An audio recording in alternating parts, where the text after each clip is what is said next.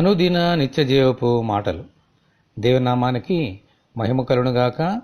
దేవుని వాక్యాన్ని చదువుకుందాము.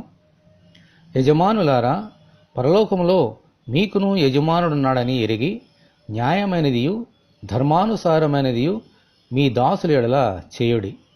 కొలసలకు రాసిన పత్రిక 4వ అధ్యాయము 1వ వచనం. ఈ లోకంలోని ప్రతి మనుషునికి, ప్రతి దాసునికి, ప్రతి యజమానునికి నిజమైన యజమానుడు పరలోకమందు ఉన్నారు. ఆమేన్, హల్లెలూయా. కాబట్టి దాసుడు గాని యజమానుడు గాని ప్రతివారు దేవునికి లోబడి తీరవలసిందే.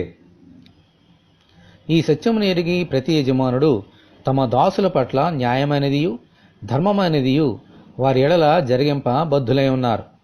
పనివాడు జీతమునకు పాత్రుడు అని లేఖనము బోధించిన ప్రకారము వారికి చెందవలసిన జీతములను తొక్కిపట్టకుండా సకాలంలో చెల్లింప బద్ధులై ఉన్నారు. ఆమేన్. వారికి రావలసిన జీతమును యజమానులు వారికి ఇయ్యకపోతే బిగపట్టిన ఆ డబ్బు పనివారి పక్షముగా దేవునికి మొరపెడుతుంది. ఆ మొర్ర సైన్యములకు అధిపతియగు దేవుని చివరిలో చొచ్చి ఆయన ఉగ్రతను యజమానుల మీదికి కొనితెస్తుంది. కాబట్టి దాసులైన పనివారికి ఎటువంటి నష్టము కలుగజేయకుండా వారి ఎడల నీతిగా జీవించాలి. దేవునికి స్తోత్రము కలుగునుగాక. ఆమేన్. ఇటువంటి కృప కొరకు మనమందరము దేవుని ప్రార్థన చేసుకుందాము. మనుషులకందరికీ యజమానుడవైన ప్రభువా, మీకు వందనములు.